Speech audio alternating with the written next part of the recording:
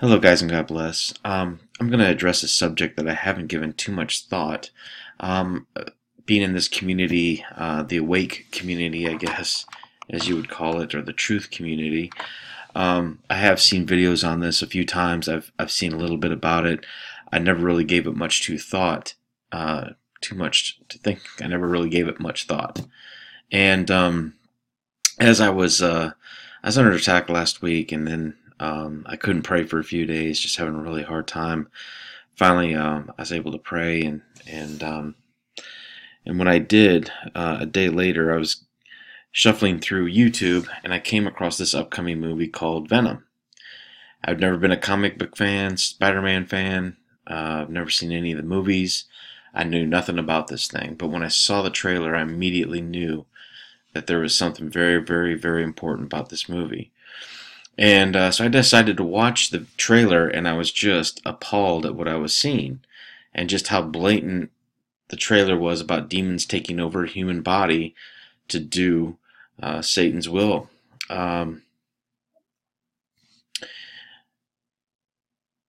Jesus Christ, while walking with his disciples, it's also recorded in his holy word about how brother is going to turn against brother, and essentially just how wicked and demonic this world is going to become during tribulation. It's going to be hell on earth, essentially. And what's going to happen is the time for lukewarmness will be over. You'll need to make a decision either for Christ or for Satan, and that's where you will have to stand.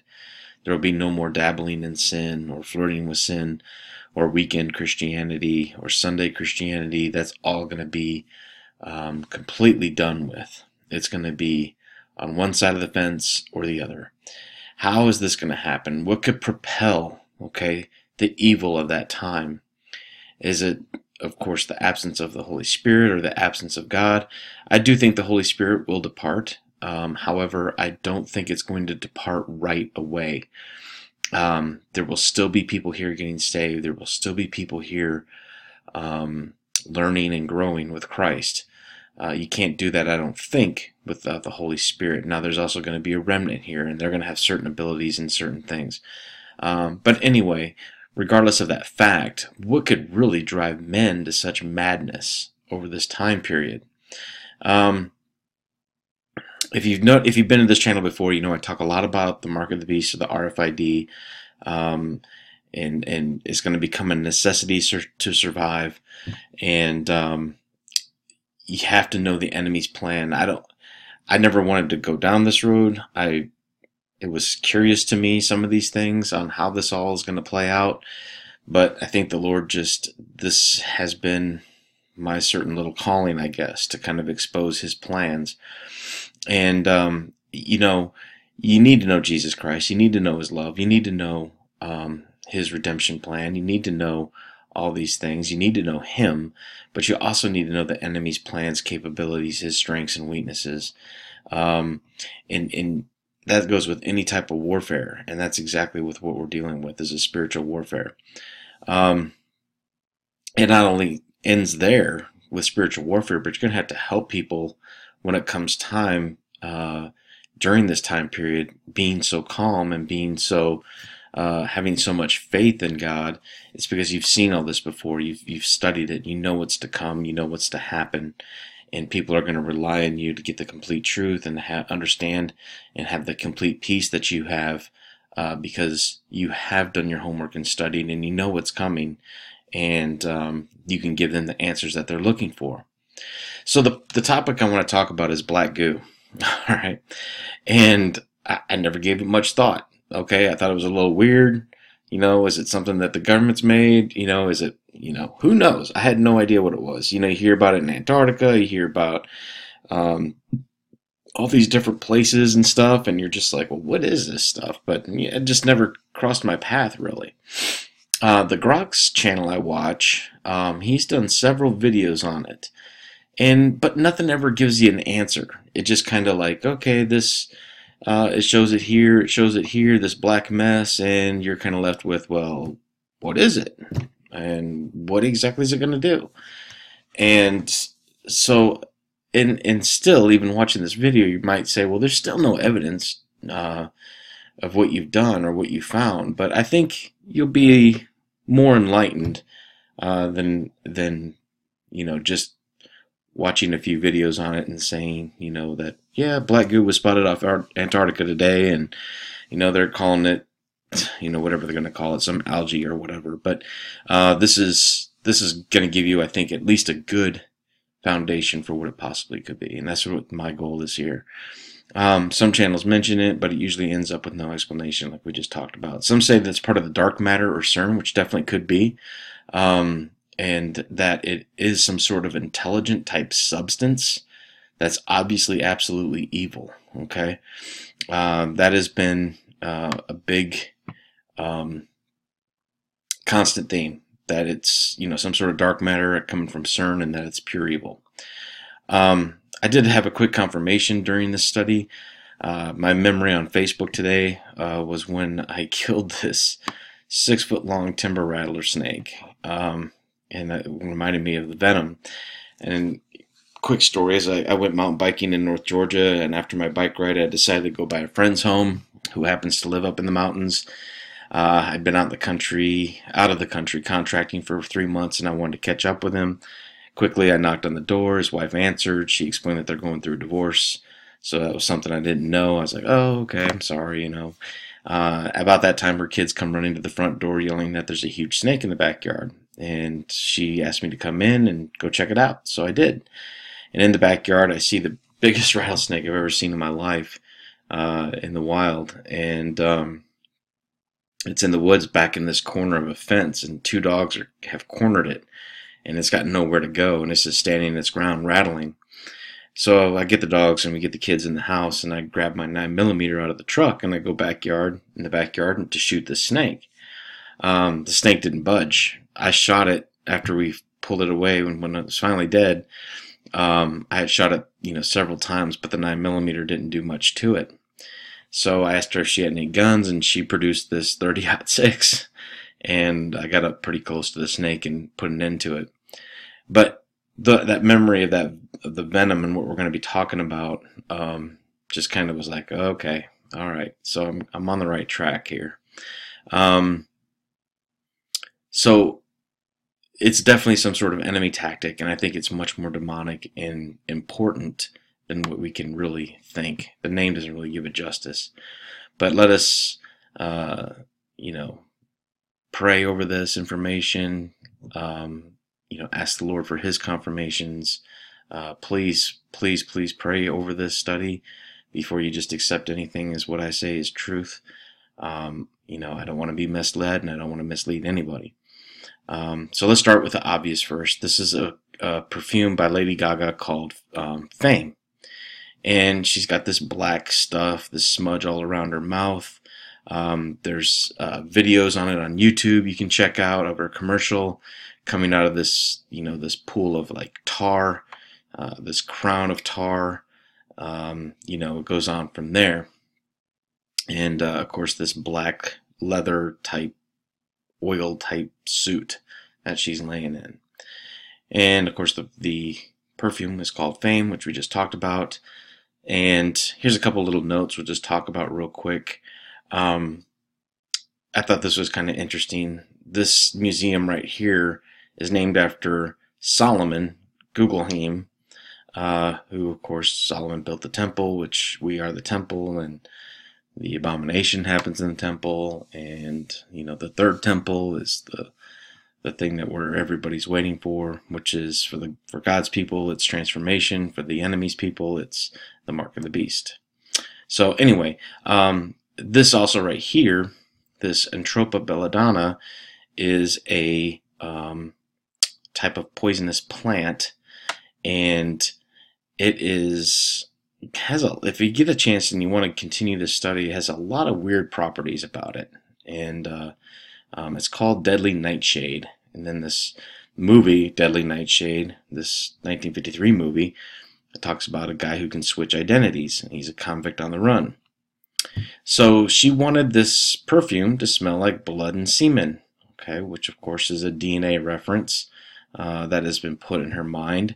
And to having me on your skin was the reason that she explained she wanted the blood element to create a sense of having me on your skin. It has some other, of course, elements to it. Honey drops. Honey goes back to the bees and how we are seen by the elite as being bees, the workers for their money, which is their honey. So anyway, again, it just shows a quick reference to this black fluid. Okay, that's what I'm just trying to show you, that this is out there. Okay. The X-Files had a thing called I guess an episode, and I never watched X-Files, but called The Colonist, essentially. And it was this extraterrestrial type species, and they had this form that they took. Where is it here? Let me see. Well, it resembled a reptilian here, and had some sort of claws on it, but stuff. But the name of it was Purity. And it was this black oil or black cancer that the Russians, I guess, were trying to use or something. But what I found interesting was this two words right here was life force of the aliens. So this black goo or this black oil essentially was the life force for these aliens. Okay, that's very important, and it has another B reference again about the honey. Anyway, so the just another tick mark of where we're going, just to show you that this is out there. We're not just making this up. There was also a TV show called Helix. Okay, Helix only had two seasons, I think, and it was about a potential outbreak of disease. And what they talked about, it was a bioweapon to transform humans in some way. Zombie-like vectors, infectionists to others. So you have this whole infection, this whole weaponized virus going on with no cure. And again, it goes back to this black oil, black tar type scenario.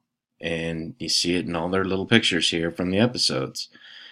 So again, another reference to this black oil. So we're not just making this stuff up.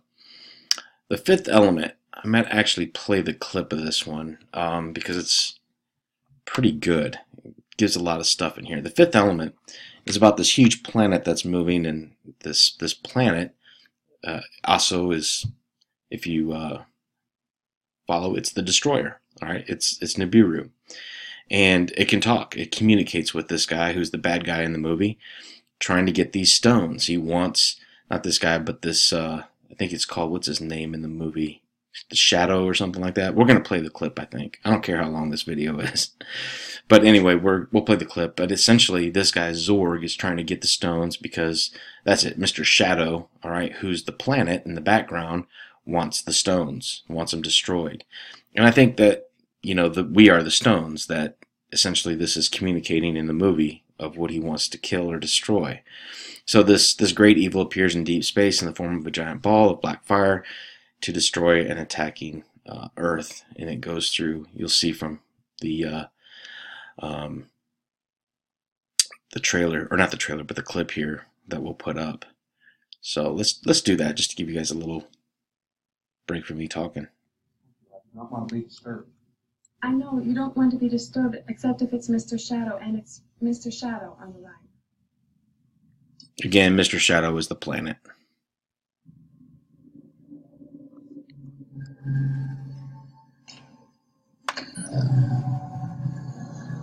It's me again. Zog here. Am I disturbing you? No. Just. Where are you? Not far now. So, of course, that's Nibiru coming into our atmosphere. Good. How are the stones? Fine. Just fine. I'll have the 4 stones that you asked for any time now. But it wasn't easy. My cousins have tripled. Money is of no importance. I want the stones. Look at you. Okay, so there you have, this black goo coming off of him. And what I want to show you next is kind of interesting. It kind of gives us a little bit more here. So let's check this out. Ladies and gentlemen.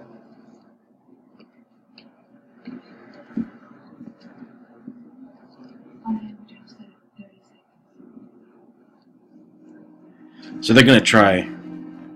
I'll pause it every few minutes so I don't get a copyright strike. But anyway, they're going to try to destroy this thing. This guy's a priest here, and he's going to try to talk to the president. I have to address the Supreme Council in 10 minutes. Just the facts, General. There are no results from the chemical and molecular analysis as yet. All the calendars are overshot. We're initiating a thermonuclear imaging. So, what you say is you don't know what this is. Not yet, sir. All we know is it just keeps getting better. Recommendation? My philosophy, Mr. President, is shoot first and ask questions later. I don't like uninvited guests.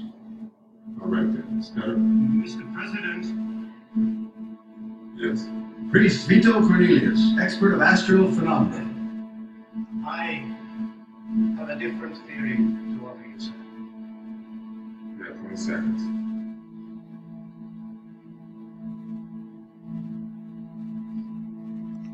Imagine for a moment this thing is not anything that can be identified because it prefers not to be. Wherever there is life, it brings death. Because it is Wherever there's life, it brings death. absolutely One more reason to shoot first. evil begets evil, Mr. President. Notice how he says evil begets evil, and that's exactly what's going to happen in the end times. If you retaliate using weaponry or anything but love, then it's just gonna compound against you. Shoot it will only make it stronger.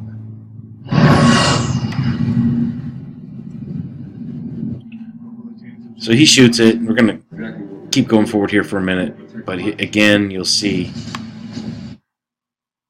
that nothing happens to this thing, and the general here senses the evil of it.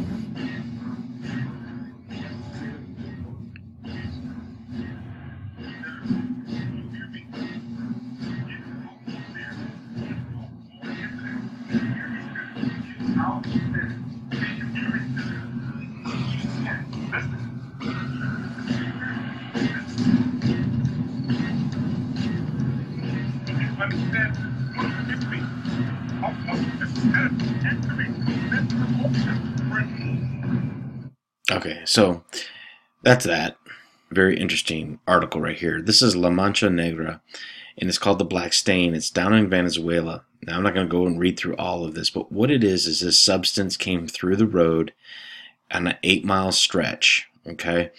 And it was an oily type material that's caused over 1,800 deaths. Okay, let me say that again, 1,800 deaths. Okay, and they have tried, and that's right here in the article. They have tried everything, including digging up the road and putting a new road down to keep this stuff from coming through. And it keeps coming through. They've tried pressure washing it. They've used soap, detergents. They had experts from Canada, US, and Europe come there and try to figure out what it is and get rid of it. Nothing has worked whatsoever. They even used pulverized limestone to dry it up, and it worked for a while, but then the roads became a hazard because they were so dusty. And then even again it reappeared in like 2001. It reappeared right here in 2001. So again, the thick greasy blob with the consistency of chewed bubble gum has been coming through this roadway, and it will not go away. And again, they've tried everything to get rid of it, and nothing can seem to get rid of it. Now, nothing's been written about it since, So something tells me they've figured out what it is, and they're keeping it very quiet. So anyway, just another tidbit of information. Prometheus is a movie that we're not going to get too deep into this because there's a lot of misinformation in this movie, but there is something that's pretty interesting of what happens. And this, it's only when I looked at the script that I had a good idea of what was going on. Essentially, this guy right here is an alien, okay? And what he does is he takes this black fluid and drinks it, okay? And he stands at this waterfall and then dies. And he dies, it looks like a horrible death. But him and his DNA go into this river system and mix in with the water. And I immediately knew the verse that I'm looking for this. And you see him changing here, and he goes into this water and ends up putting the DNA in the water. So there's an extension here where there's a conversation. In the real movie, you don't see this conversation, so you had to look at the script. All right, it was omitted. But essentially, this guy is having a conversation with another alien, an older alien. And this alien says to the younger one, okay, you with me? He says, essentially, take this. This is the blood of our Lord. We cannot create as the gift was stripped from us long ago. As always, we will continue our attempt to create the perfect Eden, much like our own. You, the chosen one, will recreate it in your own image. Let your body become the dirt and your blood become the water. All right, and this is the little thing he's drinking out of, and it looks like Egyptian hieroglyphs on it. Okay, they're called engineers in this movie, and they're, of course, that goes back to the Masons. So later on, these humans go into this room and they encounter these urns and capsules full of, again, this black goo. What do you think's inside the urns or vases? Someone says, and he says, I'm not certain. This is just a human speaking here. I'm not certain, but I believe the humanoid seen being attacked orally gave birth to this being, and your engineers worshipped it. I believe whatever's inside these capsules is something these engineers tried to make by some sort of experiment. If my translation is correct, they are trying to recreate the blood of the being that they worshipped. Okay, so essentially what they were what I want to get across here is, number one, this guy's drinking the blood of his God, all right, to recreate a new Eden, okay? So, again, goes back to life force like we talked about in the X-Files. And here is mankind, or somebody here is trying to recreate it and make it of the being that they worshipped. And I immediately thought of this verse. Then the third angel sounded, and a great star fell from heaven, burning as a lamp, and it fell into the third part of the rivers and upon the fountains of the waters, called wormwood. And the third part of the waters became wormwood, and many died in the waters because they were made bitter. If you watch the Groks, he shows that what's going on in Flint, Michigan with the bitterness, and Flint is used to start fire, right? Flint, Michigan, Flint is the spark that you need to get the fire going, to get everything going. It's the same thing. The water has become as wormwood. They're bitter. People are mad. People are angry. They want their water fixed. And of course, you got Obama drinking the water on stage, like, oh, this is fine. It's nothing big, not a big deal. And this is what's for making everyone angry and mad and becoming very bitter, very angry, and very upset. You can see the tempo of the earth of people, road rage incidents are on a rise. Domestic violence is clear on a rise. Drugs, alcohol, fighting, all these things are escalating at a high rate. I see it every day I go to work. All right, it's getting much, much worse. When I first started work, I may have to do a report like once every a week. Now I'm doing like 2 or 3 a day because of what's going on in the world. So we're going to look at the trailer for Venom. And when I first watched this, I prayed over it and I asked the questions to the Lord for him to confirm my suspicions of what I think is what's going on. And again, the Lord has flooded me with some information in Scripture that we'll get into. And after we look at the trailer, we'll get more into it. All right, so this is the movie Venom.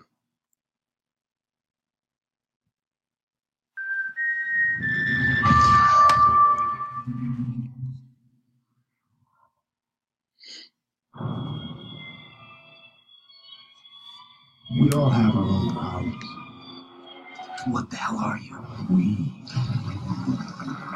are Venom.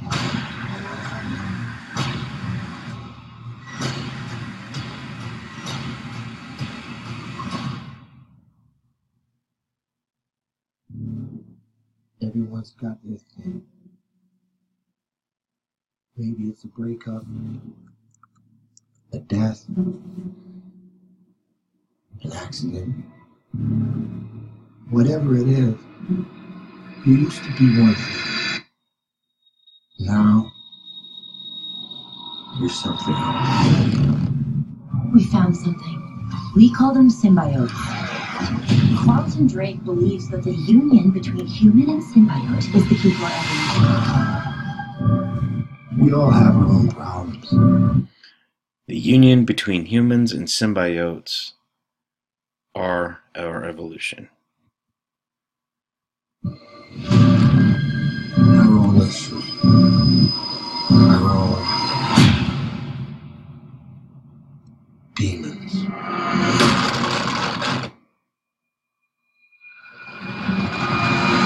Are you willing to sacrifice the one thing you hold most dear? If you're gonna stay, you will only hurt bad people. We see it. What the hell are you? We are Venom. Okay, I'm going to show you one more trailer that's a little bit, I think a little bit better. It gives a little bit more answers. All right, let's take a look. We are Venom.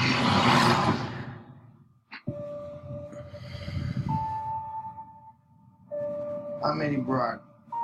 I'm a reporter. I always seem to find myself questioning something the government may not be looking at. Well, I found something really bad. And I have been taken. All right, he says he's been taken. So I'm just pausing it so I don't get a copyright strike. Look around in the world. What do you see? A planet on the brink of collapse. Human beings are disposable. But man and symbiote combined. This is a new race, a new species. A higher life form. So new man, new species, higher life form. That's how they're going to sell this. Do you want about me? You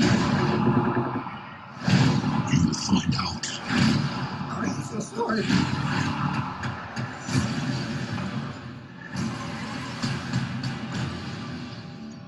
We cannot just hurt people. Look into my eyes, Eddie. The way I see it. We can do whatever we want. Do we have a deal? Eyes, lungs, pancreas, so many things, so little time.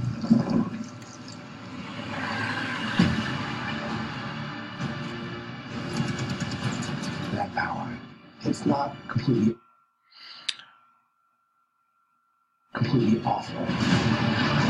You have no idea how much you're scaring me right now. Eddie, cooperate.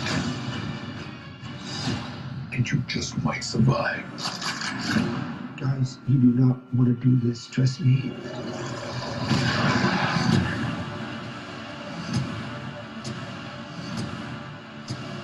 Giant leaps will always come at a cost.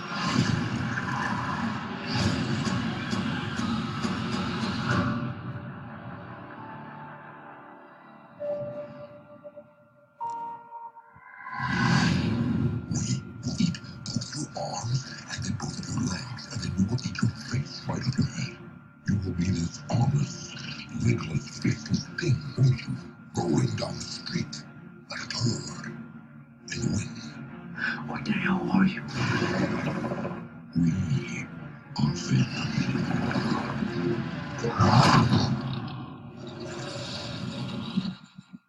Oh, I have a parasite. Yeah. Name is Chen. Okay. So there you have it. There's Venom. All right. Symbiotes. That's what he used. What he called it. In the video there, bond with their host, creating a symbiotic bond, which is a single entity, is created, and they are able to slightly alter their host personalities, making them more violent and capable of killing someone. Again, folks, exactly what is right out of the Bible. These are some of their powers and their abilities. They can blend in their environment, disappear, change the form of their body, their clothes, all these different things. If you watched my the Eagles video I have, it talks about the Psalms 18 gifts that the bride gets: strength, speed, stealth, and it goes on from there, and it ties into the 101, which would be the Green Lantern ring. This is just so strange, but anyway, you can find these on Wiki. I'm not going to read through each one, but there's a bunch of them here, different things that they can do, and it's all going to be from the mark of the beast. It's all going to be from this bonding with this entity that you're going to have, and that's going to become part of you if you take the mark. So as you can see, he was struggling at times, like, and then the entity would say, we can do whatever we want to do, and of course it overtakes him and overpowers him. So snake venom, of course, hypodermic fang, injects into its prey the venom. This is under a microscope here. You have a hypodermic needle, and you also have fangs located here. It's the same thing, which of course leads to the mark of the beast, the hypodermic needle, which injects the venom, the mark of the beast, or the RFID. Here on the Illuminati box cover, you have the syringe in the background, and of course the guy with the black fluid coming out of his mouth, and you can see his eyes are turning black and everything else. I know that's not a good picture. There's 3 types of venom in most snakes: hemotoxin, neurotoxin, and cytotoxin. Neurotoxin is what affects your nervous system, and of course it's the cobra, going back to the hooded pharaohs, the cobras. And neurotoxin venom, without getting too crazy, it gives you paralysis of your nervous system, shuts down your nervous system. It blocks the impulses. It blocks the interference between the muscle fibers and also the nerve endings. Again, just some more here for you. It talks about in Job, which is about the mark of the beast, how his roots will be dried up from beneath him. These are the roots of the nerve cells, and also you have the correlation there with the actual tree and its roots. So now that I've taken all the in-your-face evidence and put it on this document to show you that there's definitely something going on here, what is it, and how is it going to be administered, and how's Satan going to use this? I had some suspicions before I put this together, and it's funny because the Lord knows I have a tight schedule. I go to work, I work 12-hour shifts, and when I come home, I'm tired, I go to bed. I usually wake up, get something to eat, and it's right back to work. So he's really good about, on my days off, giving me things to look at or study or read. And I've been off the last 2 and been on this for 2 days. So it's really, just he throws these confirmations at me kind of like while I'm typing too. So anyway, as I was praying today, just kind of doing this study, I'm putting these documents together and I'm stapling them. And you know how you'll get like 10 piles of documents on your bed, and you pick up one and pick up the next and the next and the next, and you staple them, boom, make a little pile or whatever. That's what I was doing, and my eyes went right to this and froze. And I was like, the life force is in the blood. And I was stuck on that for a minute, and I was like, what? And it kind of hit me like, is this Satan's blood that we're talking about with this black goo? Anyway, we'll get to that, but I wanted to show you that for right now and just kind of think for just a second. And then I kind of thought, well, what about Jesus's blood? What does it it heals. The blood of Christ, covers us. It forgives us. The shed blood does this. It does that.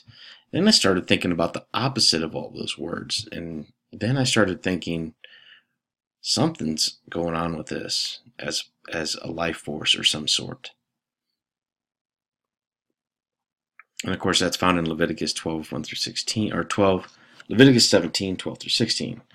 So stay with me and just know that the life force is in the blood, and we'll get to some other verses here about it.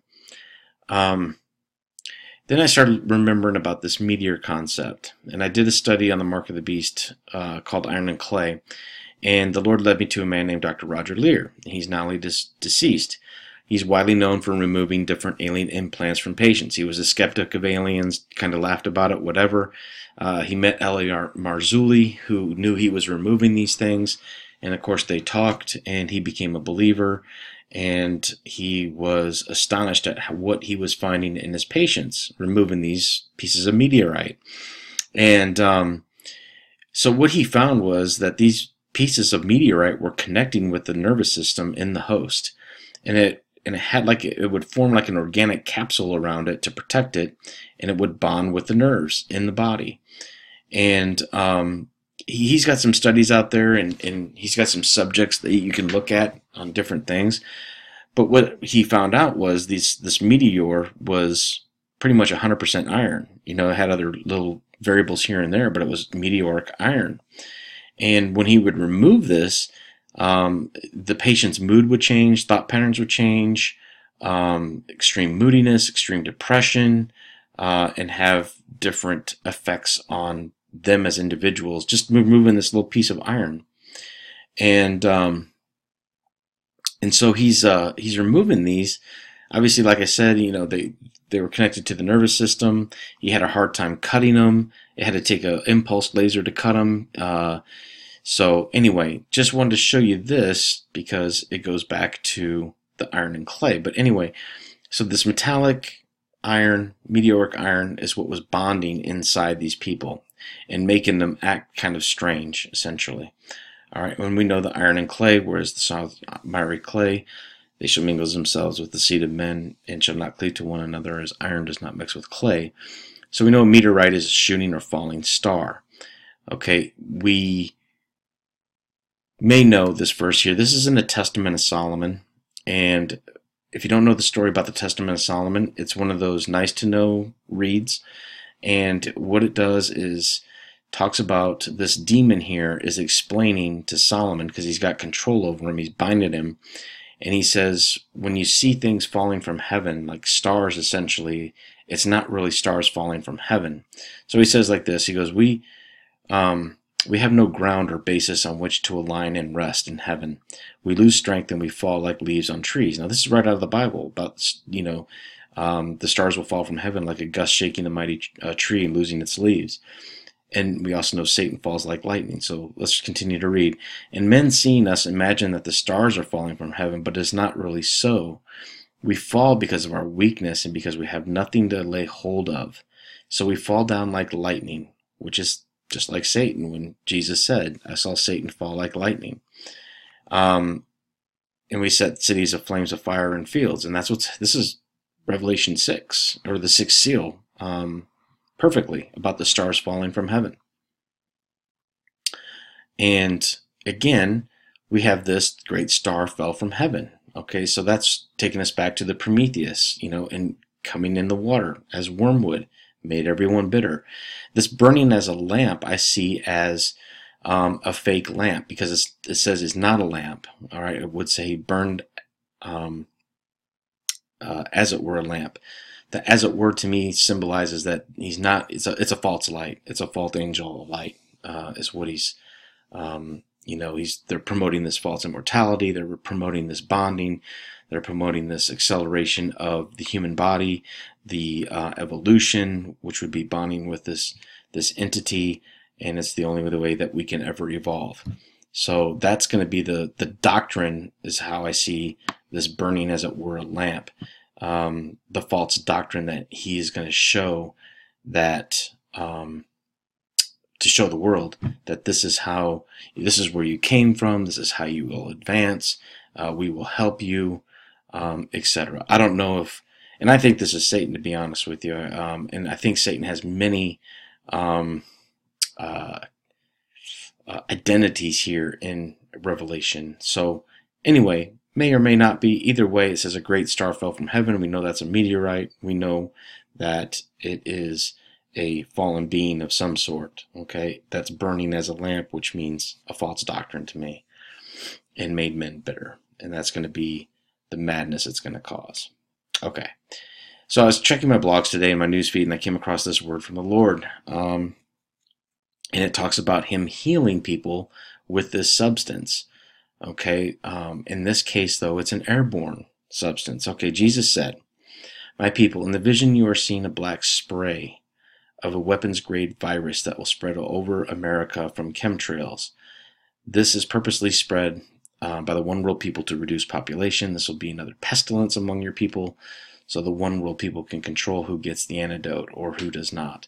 My people are come to my refugees for protection, and when you see people dying from this epidemic virus, when you come to my refugees, you will look upon my luminous cross, and you will be healed of any viruses or sickness. My angels will put up shields of protection around my refugees, and no one will be harmed in any way from the evil ones. Trust in my miraculous protection, my refugees. My angels will overpower any threat." So this may or may not be some sort of thing that we're seeing. This black goo or black spray or black smoke or whatever it is. But either way, it does show that the Lord will provide the healing. And this reminded me of those with Moses when the serpents came and they were tormenting the people and asked the Lord to take the serpents away from us. And the Lord said, "Make thee a fiery serpent upon a pole, and all that look upon it will live." Okay, that's what it reminded me of. So we'll get into more of this here later and towards the end. So let's look at some of the properties of the blood of Christ. And having made peace through his blood and of his cross to reconcile all things. So he made peace and to reconcile all things to himself, I say, whether they be things on earth or things in heaven. The opposite of peace is conflict and war. The opposite of reconcile is division and quarrel. Think again about the bitterness again in Revelation. So what I'm seeing is almost a complete flip from what Jesus Christ brings to what Satan will bring with this goo. In whom we have redemption through his blood and forgiveness of sins. The opposite of redemption is captivity, incarceration, and detention. The opposite of forgiveness is blame, cruelty, and punishment. Again, the same exact things that Satan's going to bring during these end times. And this one I found very interesting. "This is my body, which is given to you to do in remembrance of me. Likewise, also the cup after he took the cup after the supper. This cup is my new covenant, my new testament." Okay, it says here, "This cup is my new covenant in my blood, which is shed for you." Jesus offered a new covenant or contract with his blood. How will Satan mimic this? Forced covenant, forced worship will be the covenant that he desires. He's the idol shepherd, meaning both lazy and idolatry. All right, and he desires your worship through putting you in a corner. In other words, the mark of the beast is going to make you want to buy things, food, shelter, clothing, water, all the necessities of life. So that puts you in a position of having to stoop down to take that mark. And in so doing so, you'll be worshiping him. However, Christ came and died for you so that you could have freedom and you wouldn't have to go through that. This makes him the idol shepherd because he doesn't work for your worship. All right, as Jesus Christ did. He puts you in a corner so that you will worship him. And it's the same verse. He calls us all, great and small, rich, poor, free, and bond, to receive the mark on the right hand or on their foreheads. All right. Jesus makes a testament or a new covenant for you in his blood that's offered to you. And the exact opposite is how Satan will mimic this, being forced worship, forced covenant, forced to, in a way forced. I mean, we always have a choice, but to worship him. Justified by his blood, opposite of justify is to blame, convict, or disprove. Okay, I'm going to give you my conclusion on all this, okay? And part of this is speculation, so please, please, please be gentle in the comment section. Part of this is speculation. So I've watched several videos on this, and of course the Mark of the Beast extensively, and I give all glory to God and the Holy Spirit for showing me anything, because it's not on my own accord. I think this black goo is possibly the blood of Satan. It's known to have intelligence about it. It would seem all the wonderful qualities that Jesus Christ's blood brings, that this will have the opposite effect. Remember, the world will be Satan's for a short time, completely controlled by him. This will be the reason for such horrible mass destruction, hatred, anger, and bitterness that will come upon the world. Blood in the Bible seems to have more qualities than we really see or really dig into. From a small example, we know the blood cries out to the Father from Abel, who tells tells Cain that his brother's blood's crying from him, cries from the earth. We know that the blood that is spilled on earth from the martyrs cry out to the Lord, okay, to avenge their blood that's been spilled. So we know that those that take the mark of the beast will have no redemption. That's a given. Once that decision is made, there's no going back. It's a done deal. Through past studies, we know that this is because they will no longer be a part of the human race, but become a Nephilim in God's sight. We also know through Dr. Lear that the fallen have experimented with inserting these things in people with meteoric iron and the mark of the beast type qualities that it had, moon swings, bonding with nerves, etc. We also learned that the falling meteors are fallen spirits. We see that in Revelation 12 when the stars are cast down from heaven. The spiritual will manifest in the physical during this time period. Okay. The capsule will be the mark of the beast, in my opinion, will have this liquid in it. It's going to be the venom from the snake, poisoning the host to become a bonding agent for the fallen entity that will host that body, that will use that host to do his will. That's exactly what I think it is. I think it's going to be seen in different forms here on Earth. Okay, this is kind of important. This is a pretty big speculation. Okay, the Bible describes black smoke that can be felt during the 3 days of darkness. Felt physically, felt spiritually, and we will think that the Lord has left us, but he has not left us. We'll continue to muster our faith. All right. Outside the protection of being under his wings, everyone will be going completely crazy, and mass chaos will happen on the earth. We as believers will be in our home, protected, covered under his wings. Those caught outside will experience the horrors of coming upon the earth, and will probably be healed in the same manner as we saw up above there. I think this goo is more than just goo. It's smoke. It's blood of Satan. It's going to affect those that are not under his wings. Additionally, I think it's also part of the noisome pestilence we find in Psalm 91. I think the government has also tried to hijack it or make this substance. George Bush and Angela Merkel both purchased land adjacent to each other in Paraguay, which I thought was really interesting. There's a lot of stuff on this on YouTube, and also if you look at the Falkland Islands and why the war was fought in the Falkland Islands is another black goo, conspiracy, if you will. There's the Falkland Islands there. The fallen need the elite as hosts to do their dirty work. It's a weird twist. They offer them money, fame, and everything else. In a sense, they also want their cooperation. The Lord Jesus uses us to preach the truth, as the fallen use their hosts to do their dirty work. So I hope and pray this has helped. I'll follow up as necessary. And, there's definitely something here. Whether or not I'm on the right track, I don't know completely for sure. But I do think that there is some truth to this and what exactly it is. Take care, God bless, and thanks for watching.